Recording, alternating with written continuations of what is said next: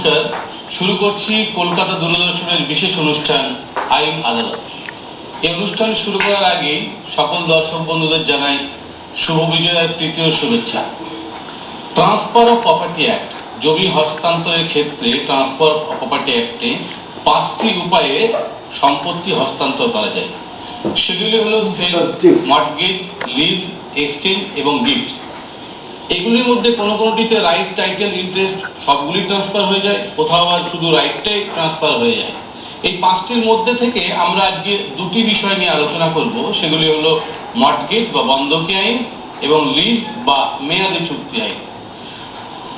আমাদের এই অনুষ্ঠানে দুজন কলকাতা হাইকোর্টের আইনজীবী রয়েছেন। আমাদের সঙ্গে রয়েছেন কলকাতা হাইকোর্টের আইনজীবী দেবাশিস রায়, রয়েছেন আরেকজন আইনজীবী সুচরিতা রায়। আপনাদের জানিয়ে রাখি, আজকের অনুষ্ঠান সম্পর্কে যদি আপনাদের কোনো প্রশ্ন থাকে আমাদের সরাসরি ফোন করুন। আমাদের ফোন নাম্বার দুটি 24235222, 24235223। প্রশ্নটি অবশ্যই সংক্ষেপে করবেন। অনুষ্ঠান শুরুতে আমি দেবাশিস জায়গায় যাব। প্রথমেই জানবো যে এই মর্টগেজ কত ধরনের হয় এবং মর্টগেজার এবং মর্টগেজি কারা হতে পারে। তার সঙ্গে সঙ্গে জানবো যে কোন কোন প্রপার্টিগুলো মর্টগেজ দেওয়া যেতে পারে। মর্টগেজ সাধারণত 6 রকমের হয়। Simple mortgage, mortgage by conditional sale, usufructuary mortgage, English mortgage, mortgage by depositing title deeds, আর একটা হচ্ছে অ্যানোমালাস মর্টগেজ। এরকম 6 রকমের মর্টগেজ হয়। আর মর্টগেজার এবং মর্টগেজি কারা হতে পারে, যে যার অ্যাবসলিউট টাইটেল আছে প্রপার্টিটাতে, সে মর্টগেজার। যাকে দিচ্ছে তার নেওয়ার ক্ষমতা আছে, সে হচ্ছে মর্টগেজি। মানে মর্টগেজার এবং মর্টগেজি যে কেউ হতে পারে, মানে যার প্রপার্টি আছে সেই মর্টগেজার, যদি তার মর্টগেজ দেওয়ার ইচ্ছে থাকে, মানে দরকার পড়ে তবে। এই যে 6 রকমের মর্টগেজের কথা আপনি বললেন, এগুলোর মধ্যে থেকে দৈনন্দিন যে আমরা জীবনযাত্রায় যেগুলো আমাদের চোখে পড়ে সেগুলো কোন কোন ধরনের মর্টগেজ? 6টাই সবসময় কাজে লাগে। Simple mortgage, personal bonding, personal liability থাকে যা সিম্পল মর্টগেজে। আর ধরুন মর্টগেজ বাই কন্ডিশনাল সেল, সেখানে আমি প্রপার্টিটাকে ট্রান্সফার করলাম, কিন্তু তার মধ্যে কন্ডিশন থাকে যে আমি যে পরিমাণ অর্থ নিয়েছি মর্টগেজ দিয়ে, সেই টাকা যদি আমি ফেরত দিয়ে দিতে পারি, তাহলে সেলটা আবার ভয়েড হয়ে যাবে, তার প্রপার্টিটা আমার কাছে আবার ট্রান্সফার হয়ে আসবে। ইউসুফ্যাক্টরি মর্টগেজ হচ্ছে আমি একটা প্রপার্টি দিলাম, সেখানে ধরুন টেনেন্ট আছে, আমি যাকে মর্টগেজ দিলাম সেই মর্টগেজই ওই টেনেন্টের কাছ থেকে ভাড়া রিয়েলাইজ করতে পারবে বা অন্যান্য ধরুন গাছগাছালি আছে তার থেকে সে রোজগার করতে পারবে। রোজগার করে আমি যে পরিমাণ অর্থ নিয়েছি, হয় তার ইন্টারেস্টের কিছু পরিমাণে টাকা আমার মর্টগেজ অ্যামাউন্ট থেকে কাটা যাবে, অথবা আমি কিছু টাকা দেবো বা ইন্টারেস্ট, এই দুটো মিলিয়ে কাটা যাবে। ইংলিশ মর্টগেজ হচ্ছে সেই মর্টগেজ যেটা কিনা অ্যাবসলিউট ট্রান্সফার, পজিশন ট্রান্সফার হয়ে যাচ্ছে। ইউসুফ্যাক্টরি এবং ইংলিশ এই দুটো মর্টগেজে কিন্তু পজিশন ট্রান্সফার হয়ে যাচ্ছে। ইংলিশ মর্টগেজে পুরোটাই ট্রান্সফার হয়ে গেল এবং তার মধ্যে একটা কন্ডিশন থাকবে যে আমি অমুক দিনের মধ্যে এই টাকা ফেরত দিতে পারি, তাহলে আমার প্রপার্টিটা আবার রিট্রান্সফার হয়ে যাবে আমার কাছে। আর mortgage by deposit title deeds, আমার একটা প্রপার্টিতে টাইটেল আছে, আমি সেই টাইটেল ডিডসটা জমা রেখে আমি টাকা নিলাম, সেখানে আমার পজিশন হ্যান্ড ওভার করতে হচ্ছে না। এটা কলকাতা, বোম্বে এবং ম্যাড্রাসের ক্ষেত্রেই প্রযোজ্য। আর অ্যানোমালাস মর্টগেজ হচ্ছে ধরুন simple mortgage, mortgage by depositing title deeds বা ইউসুফ্যাক্টরি মর্টগেজ, তিনটেই অ্যানোমালাস মর্টগেজের মধ্যে পড়ে। কিছু কন্ডিশনে এরা চেঞ্জ হয়, এইটুকু। আচ্ছা, সুচরিতা, যে মর্টগেজ করা হলো, আমি যেমন প্রথমে ইন্ট্রোডাকশনে বললাম যে রাইট, টাইটেল, ইন্টারেস্ট কোনো কোনো ক্ষেত্রে সবগুলোই অ্যাবসলিউট যায়, কোথাও কোথাও যায় না। মর্টগেজের ক্ষেত্রে এই রাইট, টাইটেল, ইন্টারেস্টের মধ্যে কোনগুলো ট্রান্সফার হয়? হ্যাঁ, এখানে মর্টগেজের ক্ষেত্রে যেমন একটু দেবাশিসদা বললেন যে অনেকগুলো মর্টগেজ রয়েছে, 6 রকমের মর্টগেজ রয়েছে। সিম্পল মর্টগেজ যেখানে, সেখানে কি হচ্ছে, interest of a immovable property সেটা ট্রান্সফার হয়ে যাচ্ছে, সেখানে ইন্টারেস্টটা ট্রান্সফার হচ্ছে।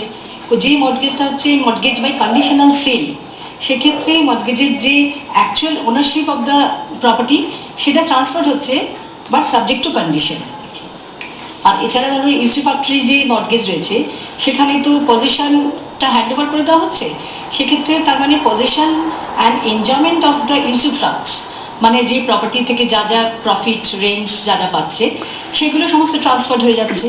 অর্থাৎ এই যে কোনো মর্টগেজ থেকে আমাদের রাইট, ওনারশিপ আর ইনসেন্স টাইটেল সেগুলো ট্রান্সফার হচ্ছে, পজিশন রাইট ট্রান্সফার হচ্ছে। আর কোনো কোনো ক্ষেত্রে তোমার প্রফিট রেন্ট এগুলো সমস্ত ট্রান্সফারে আমরা ইন্টারেস্ট এক কথায় বলতে পারি যে প্রথম মানে মর্টগেজের আলোচনা করতে গেলে টাইটেলটা বাদ দিয়ে রাইট এবং ইন্টারেস্টটা ট্রান্সফারটা হচ্ছে, এবং টাইটেলটা কখনো কখনো মানে কন্ডিশন ফুলফিল হলে তবে হচ্ছে কন্ডিশন না হতে মানে সেটা একটা ভবিষ্যতে হতে পারে, নাও হতে পারে, কিন্তু রাইট এবং ইন্টারেস্ট এই দুটো ট্রান্সফার হচ্ছে। আমি পরের প্রশ্ন যাবো দেবন্দে যে ইমুভেবল প্রপার্টি এবং মুভেবল প্রপার্টি, মর্টগেজ কি শুধুমাত্র ইমুভেবল প্রপার্টির জন্যই মর্টগেজ হবে। আচ্ছা, তাহলে আমরা যে মানে চলতি কথা আমরা বলি যে সোনা বন্ধক দিয়ে না, সোনা বন্ধক যেটা টাকা নিলাম, সোনা বন্ধক যেটা বলি এটা হচ্ছে সিকিউরিটি, এটা হচ্ছে সিকিউরিটি রেখে টাকা নেওয়া, এটা মর্টগেজ না, এটা সিকিউরিটি। আইনের পরিভাষায় ইমুভেবল প্রপার্টি ছাড়া ইমুভেবল প্রপার্টি ছাড়া লোন হয়, লোন হবে, কিন্তু মর্টগেজ হবে মানে সিকিউরড লোন যা সিকিউরড। আচ্ছা, এবারে কন্ডিশনাল মর্টগেজটা সম্পর্কে জানবো। কন্ডিশনাল মর্টগেজ হচ্ছে মর্টগেজ বাই কন্ডিশনাল সেল। সেটাতে হচ্ছে মর্টগেজ হচ্ছে, কিন্তু তার সঙ্গে একটা ডিড হচ্ছে কন্ডিশনাল সেল ডিড হচ্ছে। তাতে কন্ডিশনস থাকছে, যদি সময় মতো টাকাকে ফেরত দিতে না পারে তাহলে সেই সেলটা অ্যাবসলিউট হয়ে যাচ্ছে, কিন্তু কেউ যদি নির্দিষ্ট সময়ের মধ্যে, যে স্পেসিফাইড টাইম আছে তার মধ্যে যদি টাকাটা ফেরত দিয়ে দেয় তাহলে সেই সেলটা যেটা অলরেডি সেল ডিডে করা হচ্ছে say that will be void. এটা হচ্ছে কন্ডিশন। না, তার মানে কি কন্ডিশন ফুলফিল না হলে সবসময় কি ওই প্রপার্টিটা অন্যের জায়গায় চলে যাচ্ছে, আরো কিছু কিছু থাকে? না না, কন্ডিশনগুলো কি আরো কিছু কন্ডিশন যেগুলো থাকবে, একটা কন্ডিশন থাকবে যে অমুক দিনের মধ্যে আমি টাকাটা দিলে পরে প্রপার্টিটা আমার কাছে ফেরত চলে আসবে।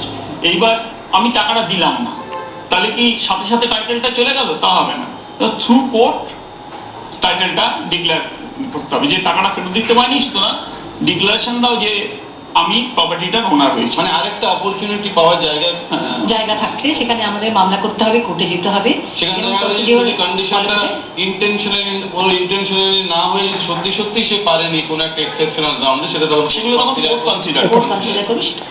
এই মর্টগেজ আলোচনা করতে গিয়ে আমার যেটা মনে পড়ছে যে রিডেমশন, মানে রিডেমশন কথাটার সঙ্গে আমরা অনেকে পরিচিত। রিডেমশন কখন হয়, তার কনসিকুয়েন্স কি, কিভাবে হয় সেটা সম্পর্কে আপনাকে জানবো। তাহলে এটা নিয়ে নেবো। দর্শক শ্রোতা বন্ধু ফোনে অপেক্ষা করছেন। হ্যালো হ্যালো, কে বলছেন? কে বলছেন? কোথায় বলছেন? বলুন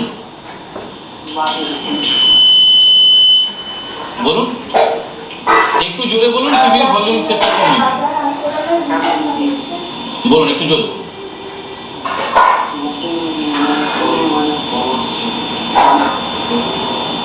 আপনার প্রশ্নটা ঠিকভাবে বুঝতে পারছেন, একটু যদি জোরে বলেন। হ্যাঁ বলুন। দরজাটা বন্ধ করে কোনো কিছু দেখলে বা কিছু মানে ওরকম মনোভাব মানে সবসময় মানে পালন করে দেওয়া। আপনি আজকের অনুষ্ঠানটা সম্পর্কে, আমাদের আজকের অনুষ্ঠান বন্ধকি আইন বা লিজ সম্পর্কে আমরা আলোচনা করছি। এই সম্পর্কে আপনার কোনো প্রশ্ন আছে? লিজ বা মর্টগেজ। হ্যালো, উনি মনে হয় মানে আমাদের অনুষ্ঠানটা সম্পর্কে অতটা অবহিত না। আরেকটি ফোন আসবে হচ্ছেন। হ্যালো হ্যালো, হ্যাঁ বলুন। নমস্কার বাবু। বলুন। আমি আমার বিজয় শুভেচ্ছা জানাই। শুভেচ্ছা রইল। নমস্কার। বলুন। আমি হরিশিলাম ভান্ডার আগে থেকে স্বপন কুমার আদ্য বলছি। হ্যাঁ স্বপ্নবাবু বলুন। আমার জিজ্ঞাসা, ধরুন একজন ভদ্রলোক, তিনি ব্যাংক থেকে তার বাড়িটা মর্টগেজ রেখে লোন নিলেন। লোন নেওয়ার পরে কিছুদিন বাদে ওই ভদ্রলোক হঠাৎ মারা গেলেন। ব্যাংকের কাছে তার প্রপার্টিটা মর্টগেজ রইল।